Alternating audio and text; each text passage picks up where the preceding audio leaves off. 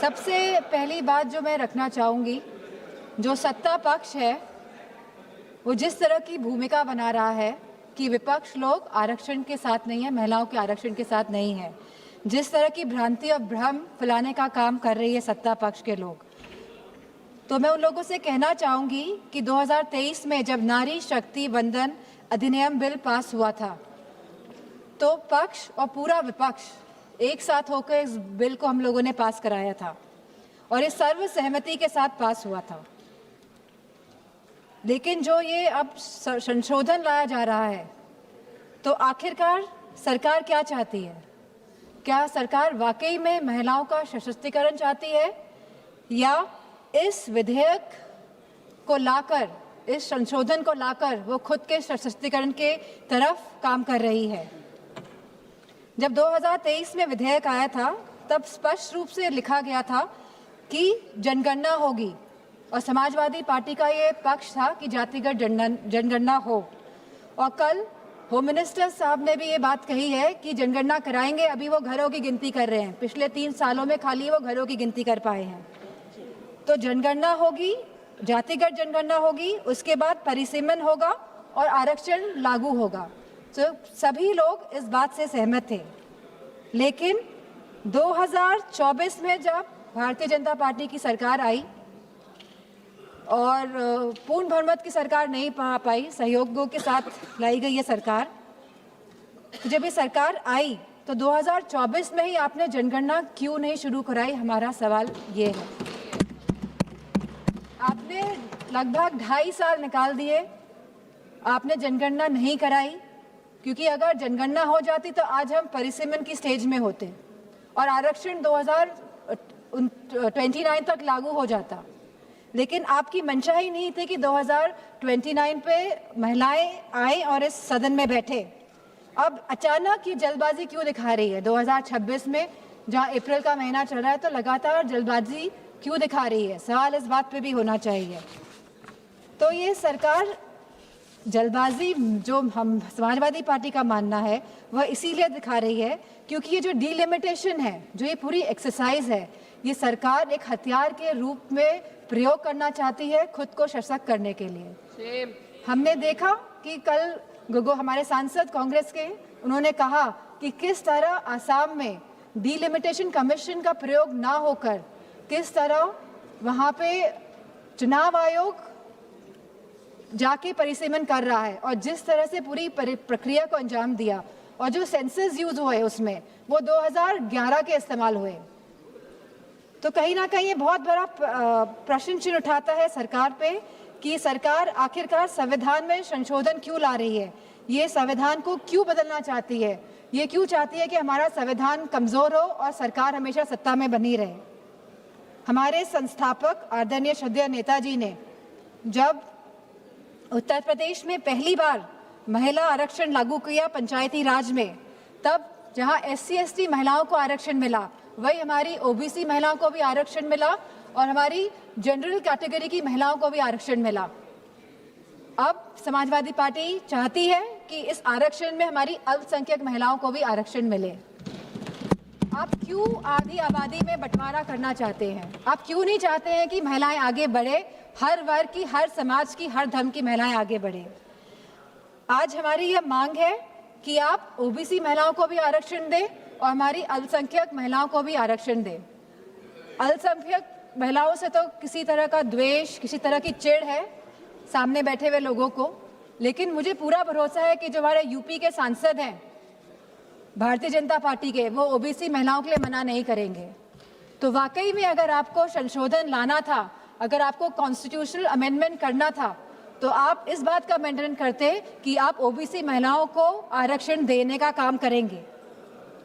आज जब आप अल्पमत में दिखाई दे रहे हैं, क्योंकि आप जानते हैं कि आपका जो वोट है वो खिसकता जा रहा है कहीं ना कहीं, तो आप इस तरह का भ्रम फैलाने के लिए ये संशोधन बिल लेकर आए हैं, क्योंकि आपका केवल एक ही लक्ष्य है कि जो डेटा, जो कास्ट सेंसस का डेटा, जो जातिगत जनगणना का जो डेटा आएगा, जिससे सबकी भागीदारी सुनिश्चित होगी, निश्चित होगी। आप इससे भागना चाह रहे हैं और आप डीलिमिटेशन की प्रक्रिया से इसीलिए सेंसस को हटाना चाहते हैं, या 20 या 25 साल के सेंसस का आप प्रयोग करना चाहते हैं।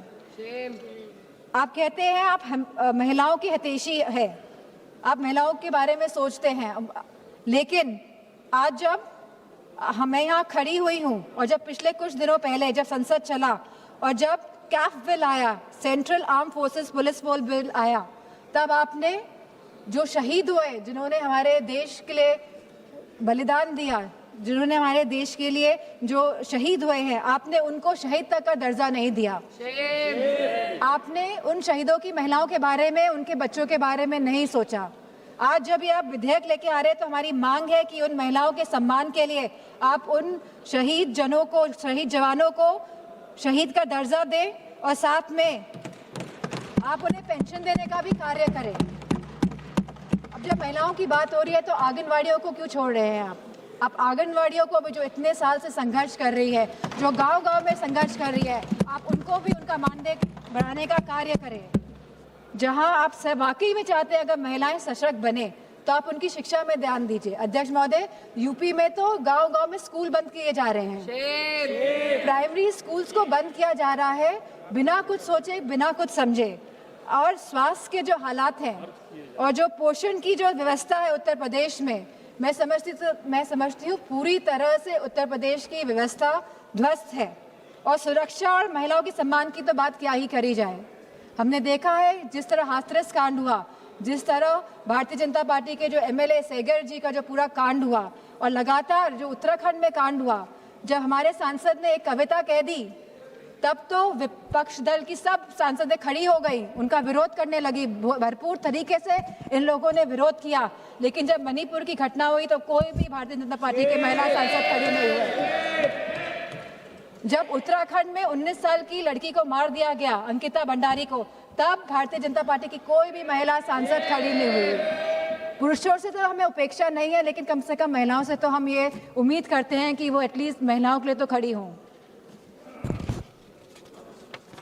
मैं जो ये मोह में है, सत्ता के जो मोह हो गया है भारतीय जनता पार्टी को, जो छोड़ना नहीं चाहते हैं और जिस तरह से डिलिमिटेशन लाना चाहते हैं, जिस तरह से जातिगत जनगणना नहीं कराना चाहते हैं, जिस तरह से ये लोग चाहते हैं कि सत्ता में बने रहे लेकिन गरीबों को, पिछड़ों को, दलितों को उनका हक, सम्मान, अधिकार नहीं दे, तो मैं कहना चाहती हूँ, क्योंकि कल प्राइम मिनिस्टर जी ने जिक्र किया था कि जब 2023 में ये बिल आया था सबने साथ दिया था और तब साथ देने पे भी उनकी सरकार आई, लेकिन वो ये ना भूलें कि जब 2023 में बिल पास हुआ था, 2024 में इनकी सरकार आई थी, तो पहले पूर्ण बहुमत की सरकार थी और अभी कौन सी सरकार है? अभी सहयोगियों के साथ इनकी सरकार बनी हुई है और अब दोबारा ये बिल लेके आ रहे हैं एक भ्रम फैलाने के लिए, एक इस तरह की भूमिका बनाने के लिए।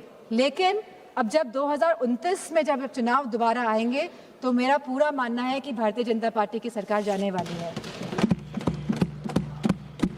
और गारंटी की बात की जा रही थी कल, गारंटी, ये तो समय बताएगा। ये तो गारंटी की बात कर रहे थे। बताइए, आपने गारंटी नहीं दी थी कि आप आय दुगनी करेंगे हमारे किसान भाइयों की? क्या आपने गारंटी नहीं दी थी आप वन पेंशन लेकर आएंगे हमारे नौजवानों के लिए जो शहीद होते हैं? क्या आपने गारंटी नहीं दी थी कि आप 2 करोड़ लोगों को नौकरी देंगे? क्या आपने गारंटी नहीं दी थी कि आप मुफ्त सिलेंडर देंगे? क्या आप यूपी में गारंटी देके नहीं आए थे कि होली और दिवाली में आप महिलाओं को मुफ्त सिलेंडर देने का कार्य करेंगे? क्या वहाँ के आवारा पशुओं को आप उनकी जो समस्या है उसको सुलझाने का काम करेंगे? आपने नोटबंदी में भी गारंटी दी थी कि आप आतंकवाद को खत्म करेंगे। आप सबसे ज्यादा घटनाएं आतंकवाद की अगर हुई हैं तो भारतीय जनता पार्टी की सरकार के समय हुई है, चाहे वो पुलवामा हो, चाहे वो पहलगाम की घटना हो, चाहे वो नक्सलवादियों की घटनाएं हो। सबसे ज्यादा अगर हमारे जवान शहीद हुए हैं तो भारतीय जनता पार्टी के समय में शहीद हुए हैं।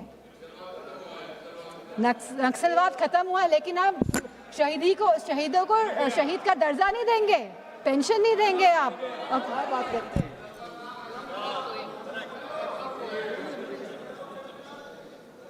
तो मैं केवल ये बात कहना चाहती हूँ कि बचपन में हम सब ने कहानी सुनी थी रेड राइडिंग हुड की, सब बच्चों ने सुनी है। हम आज भी अपने जहन में रखते हैं कि किस तरह एक नन्ही सी बच्ची जो अपनी दादी माँ से मिलने जाती है, बहुत खुशी के साथ वो जाती है, वो जंगल में भटक जाती है, उसे घर पहुँचने में दादी माँ के रात हो जाती है। और जब लड़की पहुँचती है तो हम सभी जानते हैं कि दादी माँ तो वहाँ नहीं होती है, लेकिन वहाँ पे कौन होता है, तो ये हम सभी जानते हैं। तो ये जो सरकार है, ये डिलिमिटेशन का जो मुखौटा, जो ये आरक्षण का, महिला आरक्षण का जो मुखौटा पहने हुए है कि हम महिलाओं को आरक्षण देने का कार्य करें, लेकिन वाकई में ये डिलिमिटेशन के प्रयोग से अपने आप को सशक्त करने की बात कर रहे हैं। ये चाहते हैं कि सत्ता में बने रहें, ये नहीं चाहते कि जातिगत झंडा हो, ये नहीं चाहते कि हमारी दलित, ओबीसी माताओं बहनों को, हमारी अल्पसंख्यक बहनों को आरक्षण मिले, वो आगे बढ़े। इन्हीं शब्दों के साथ मैं अपनी बात को समाप्त करती हूँ। धन्यवाद। हमारे लिए सदस्य श्रीमती हरसिमरत कौर जी। शुक्रिया मैडम। मैडम, 2014 और 2019 के मैनिफेस्टो